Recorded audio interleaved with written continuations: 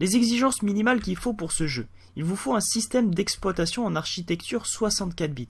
Il vous faudra un minimum un Windows 7 ou un Windows 8.1 ou alors le dernier de chez Microsoft, le Windows 10.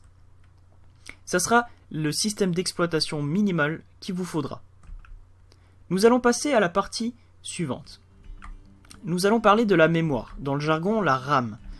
Il vous faudra sur ce jeu, comme beaucoup de jeux malheureusement, il vous faudra un minimum de 8 Go dans une configuration pour jeu dans tous les cas.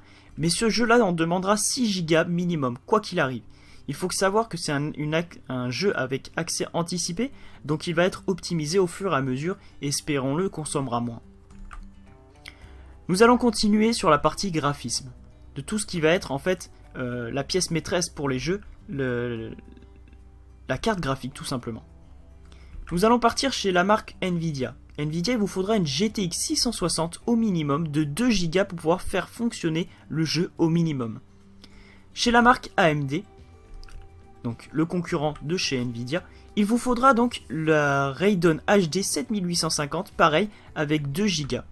Donc ça c'est selon vos besoins, selon la préférence de marque, etc. Les performances à voir sur internet. Ça c'était la pièce maîtresse pour pouvoir faire tourner au minimum votre jeu Battleground, qui est en ce moment le jeu de l'année.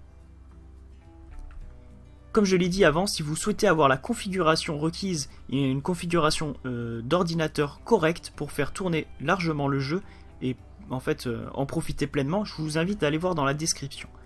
Au niveau du logiciel DirectX, il vous faudra la version 11, ainsi qu'une connexion réseau à très haut débit. Parce qu'en fait, vous allez avoir des mises à jour à télécharger, et en fait, c'est un jeu qui va permettre de jouer en ligne avec d'autres joueurs. Il vous faudra donc une connexion à haut débit pour pouvoir profiter pleinement de votre jeu. Bon, si vous avez du bas débit, malheureusement, vous n'allez pas profiter comme quelqu'un qui a un haut débit, mais vous allez pouvoir malheureusement mettre plus de temps pour télécharger vos mises à jour. Ensuite, au niveau du stockage, si vous avez un SSD ou un disque dur normal, il vous faudra tout simplement 30 Go d'espace disponible sur celui-ci pour pouvoir installer le jeu. Et ça, il faut savoir qu'au fur et à mesure des mises à jour arrivent, entre 1 et 2 Go, ça dépend. Donc il vous faudra beaucoup plus d'espace, je pense entre 30 et 50 d'espace disponible sur votre disque dur. Voilà. Écoutez, c'est la fin de cette vidéo. J'espère qu'elle vous a plu sur la configuration minimum qu'il faut pour jouer à Player Battleground, car beaucoup de gens se posent la question qu'est-ce qu'il faut, etc. Il faut savoir que c'est sorti.